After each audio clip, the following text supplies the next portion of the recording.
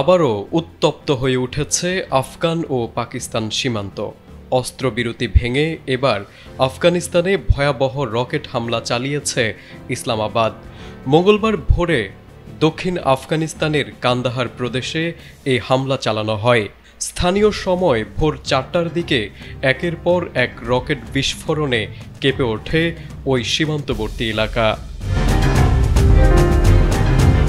বুধবার আল জাজিরার এক প্রতিবেদনে বলা হয়, আফগানিস্তানের অভিযোগ সীমান্তের নিয়ন্ত্রণ রেখা অতিক্রম করে পাকিস্তানি বাহিনী সরাসরি রকেট নিক্ষেপ করে।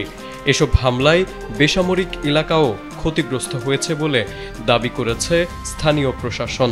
তবে এ ঘটনায় এখন পর্যন্ত হতাহতের সুনির্দিষ্ট কোনো তথ্য পাওয়া যায়নি। রকেট হামলার পাশাপাশি একই দিন খাইবার পাখতুনখোয়া প্রদেশের কুররাম জেলার সীমান্ত এলাকায় দুদেশের সেনাবাহিনীর মধ্যে পাল্টাপাল্টি গুলি বিনিময়ের ঘটনাও ঘটে।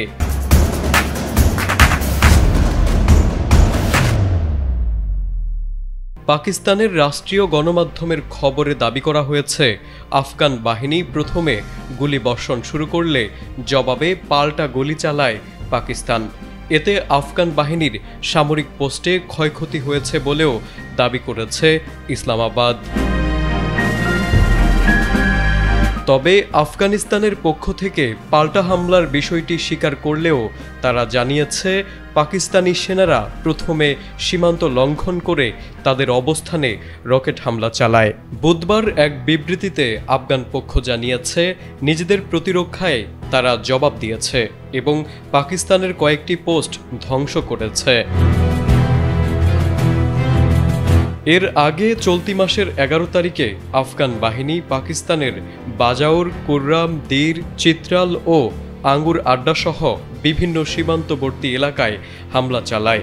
পাকিস্তানের আন্তঃবাহিনী জনসংযোগ দপ্তর আইএসপিআর দাবি করেছে, ওই সংঘর্ষে আফগানিস্তানের 200 জনের বেশি সেনা এবং পাকিস্তানের অন্তত 23 জন সেনা নিহত হয়েছে।